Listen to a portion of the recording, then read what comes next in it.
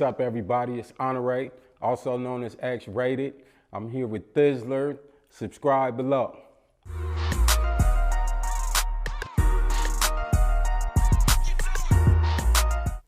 Well, CDCR is an interesting animal. And so I left San Diego chained up. I'm wearing my street clothes, but I got on shackles and manacles. And they put me in a little cage in a van and drove me up here, even though all my family members were waiting for me outside because, you had a few people that was just inadequate in their job or were deliberately being inept. And so they list me as a transient, even though I own a home in the gated community. I got a condominium, I own my cars, I own my business, but I'm a transient though, right? So for that reason, they sent me on a high-powered escort. And as a public interest case, technically when I used to go to the dentist or the doctor, they always had to move me like I was a threat because they listed me as a high-profile case and with enough money to be able to do something stupid if I so chose, have some people ambush the cops or whatever. And so I'm like, on my way home, they still treated me like that. So I got to psychologically ride in this car, in this van, conscious that my family was down south waiting for me at the gate. And my wife had to fly up here and technically beat me here. So when I pull up into the parole division, she was in the parking lot waiting for me. And my PO come out and he telling me, take the chains off of me, man. Why you got chains on? It was a trip. And they were all apologetic, like, hey man, that's the way the paper said. So that's what we did. So I had to really deal with the psychology of, wow, I'm free, but I'm chained up. And then relax, it's gonna be all right. This don't mean nothing.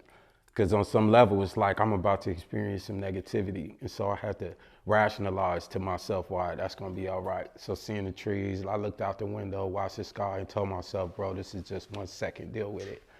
So when I finally got to my family, my wife, I was extremely grateful.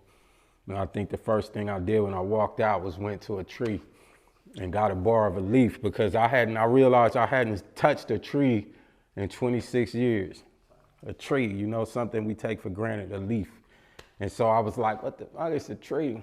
And I knew that was gonna happen because one time I went to the doctor and when they took me out the van chained up, there was a tree right there and it was overwhelming for me emotionally. I'm like, damn, why am I tripping off of this tree? But I hadn't seen a tree in 26 years. So just that, so the touch one was a trip, it was a trip. But I was filled with joy and gratitude, and happy to be close to home.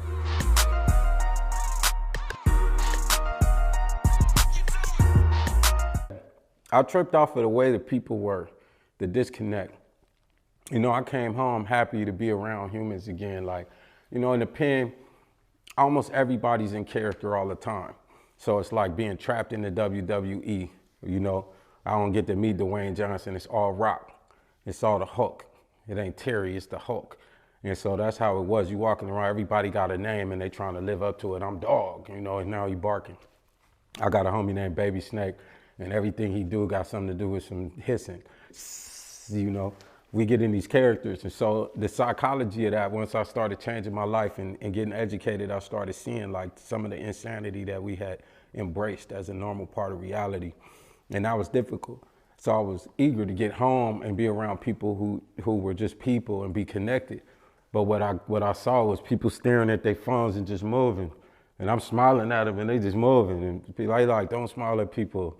This the town, don't be talking to people, you know what I mean? I'm like, well, I can't say hi, you know what I mean? Or I tried to buy everybody food at a Subway. And it was so hard to just buy the food, I got it, don't trip. And they had it was so difficult for them to just accept that love. It was harmful for me. I walked out of there fucked up. I was like, damn. I was like, why is it so hard for y'all to take love? I just want to buy you some food. And I don't believe it had nothing to do with what I looked like, nothing like that. It wasn't race. It was just people just weren't receptive to kindness, bro. And that fucked me up. That fucked me up. Because I had a childlike innocence in my perspective to what I was going to encounter when I got out here. And I was like, I can't wait to be around people, people. And so that was a little disturbing. But I found them. I started finding the people that weren't disconnected, and a lot of them were people like y'all in the business, you know, that are working on and happen to be open. People that are artists, a lot of artists, and that's where I ended up finding that love and comfort. Like, this is my home. Hip hop is my home, and that's where the love came from, and where my joy started happening at when I got to work.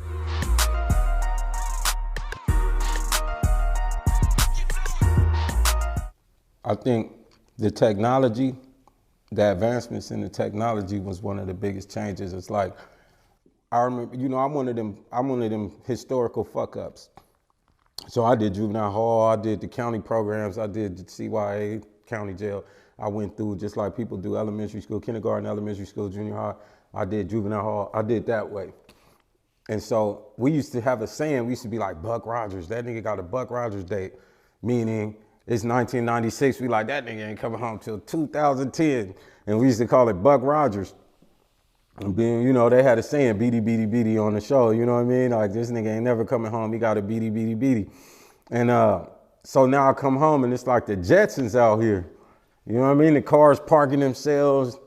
You just push the button, the car just like, I parallel park you, don't trip. You know what I mean? The car start talking to a nigga. I'm laying in the bed with my bitch. I'm like, yeah, man, what's up with this Alexa shit? The bitch start talking to me, you know what I mean? Can I help you with something? I'm like, Alexa, be quiet. She's like, I don't know what you want. You know what I mean? That was a trip. Like, what the fuck is in my house? It's Skynet in the house, you know what I mean? So that was a trip. That was a trip. But it's beautiful though, you know what I mean? Jump on Amazon and get some shit and the drone drop it off. It's like, that's critical. You know what I mean? What the fuck? Like, when I got out, before I got locked up, you better take your ass to the store. You know what I mean? You want some shoes? You better go get them things before they gone. Now it's like, man, I could just buy them from Japan and they be here in like 2 days. Drone just show up and drop that shit off. That shit is deep. They got a hub at my condo. I literally just get an email and be like, you got some shit downstairs. I'll tell a homie, man, can you grab that for me, bro? He'd be like, yep. And it just be some boxes in the house. So I'm like, this is crazy as fuck. Teleporting shit. So that's a trip to encounter from 1992 to 2018, you know. We order some shit. I used to order some shit from East Bay. That shit would take like a week or two. You'd be waiting for your Jordans. I'll be like, man, I need my Jordans. You're fiending for them motherfuckers. Now you just go online. Should be there tomorrow. If you got the right kind of paper, they show up. Your shit will show up in an hour. That's crazy as fuck.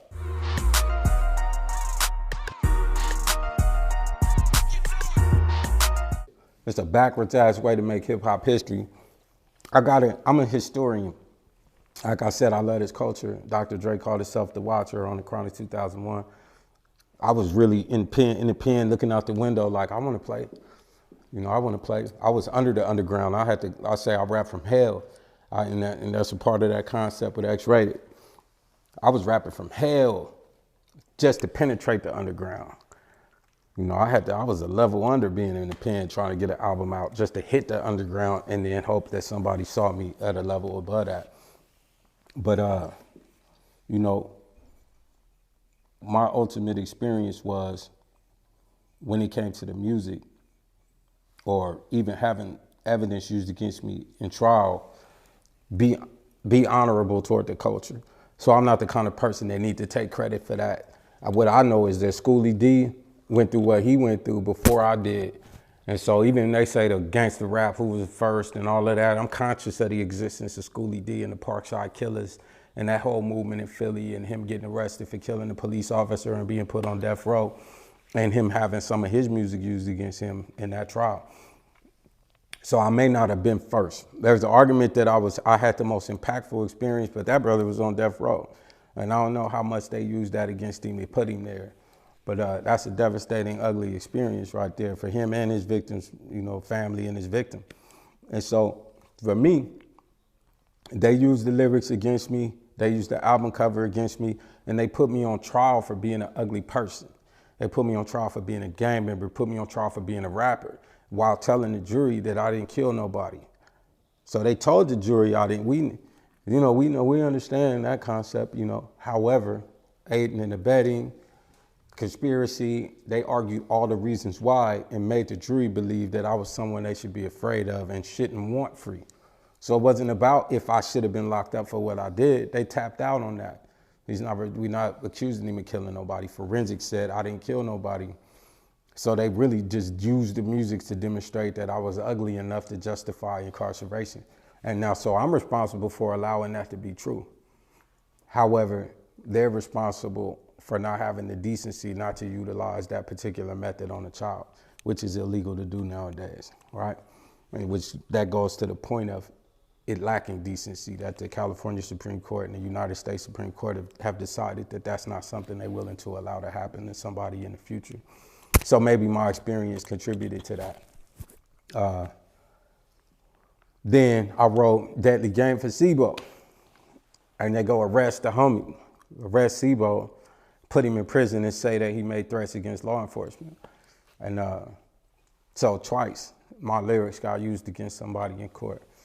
And they ultimately, because of the strength of his attorneys and his representation, had to let that go.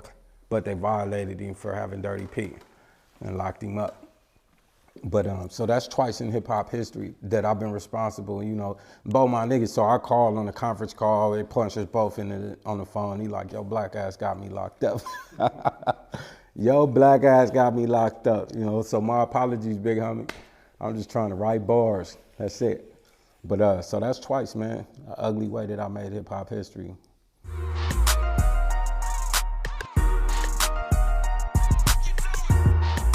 So the execution of X-Rated is about the defeating of a psychology. I went to prison. I didn't have a value for human life. I didn't have a value for my own life.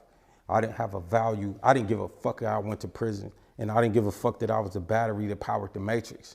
All I gave a fuck about was I'm gonna eat. A reptilian brain, I'm gonna eat and you're gonna respect me in the morning, nigga, period.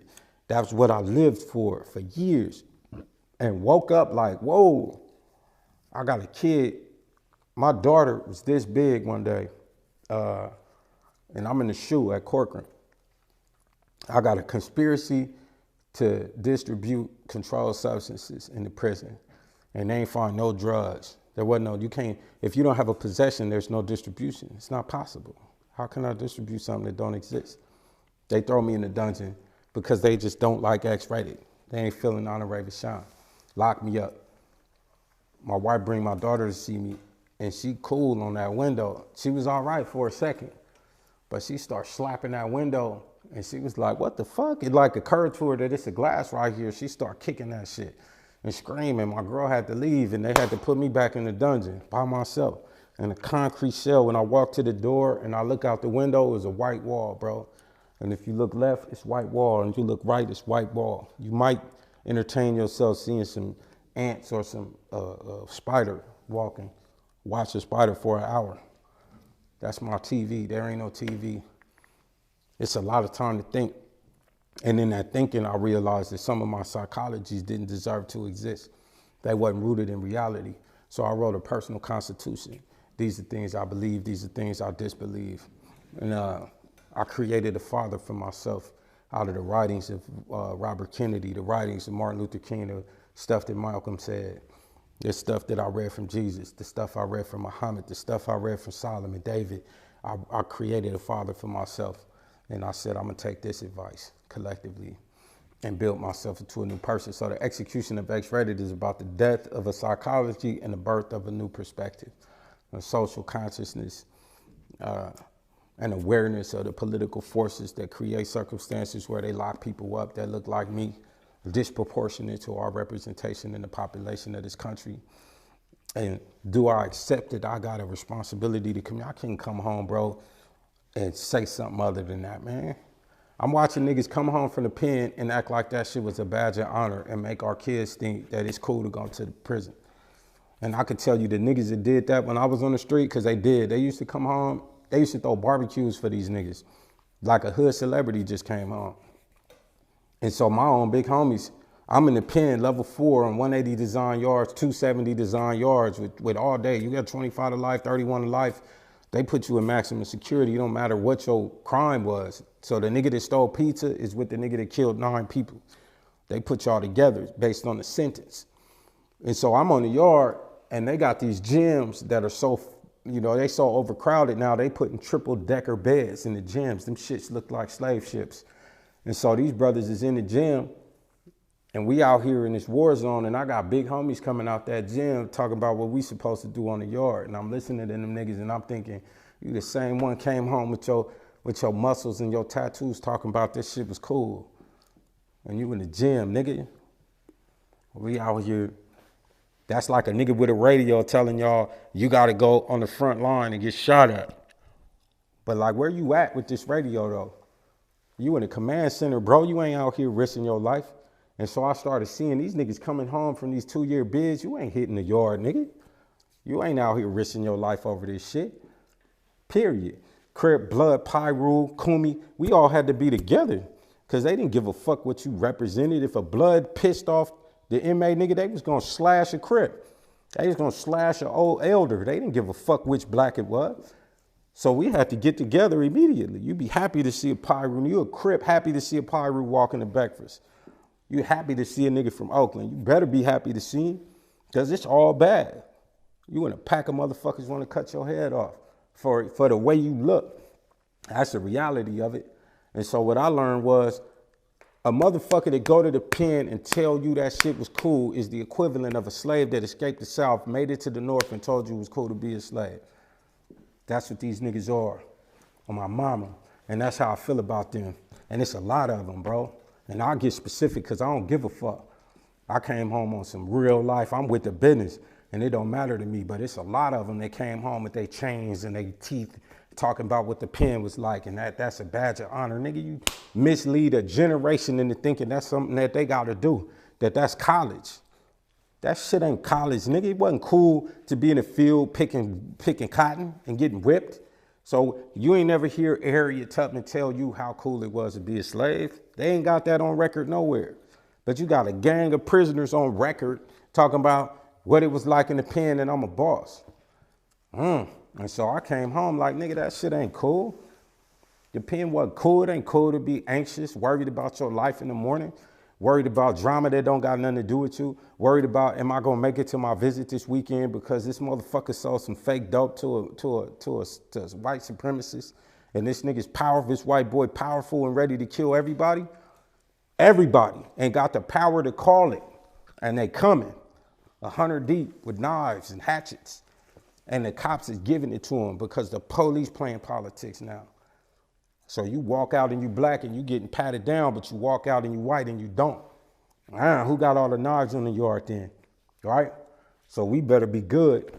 You better be good with them elbows and them knees and knees, cause it's all bad. That ain't cool, bro. That ain't cool. And so I came home to let people know. My nigga Kendrick Lamar is a witness. That nigga's like Frederick Douglass, but I'm Harriet Tubman. I was a slave. And I got out that shit, and I'm trying to get other people out on my Underground Railroad. My nigga Kendrick is a Frederick Douglass writing about what he's experiencing as an abolitionist. But I'm telling you, this is what I experienced sitting in that motherfucking cell, and that shit wasn't cool, bro. And I don't want no kids to experience that. And if that mean I gotta say X-rated and his psychology gotta die for me to be able to have this conversation, then so be it. He gotta go, period. And so I'm gonna make some records under that name because that character gotta live. The people want him to live, and I want to live. So I need to have my money. I got a business, Blockstar Entertainment. So we're gonna drop the Return of the Living Dead X-rated. I'm gonna drop the I Ain't Dead Yet. But ultimately, you know, I can't be the person who come home and tell you it was cool to be in prison, bro, because that'll be a dishonesty to me that disrespects the faith that got me home. And I got the fear in me, bro. I'm afraid to do some bitch shit like that, period.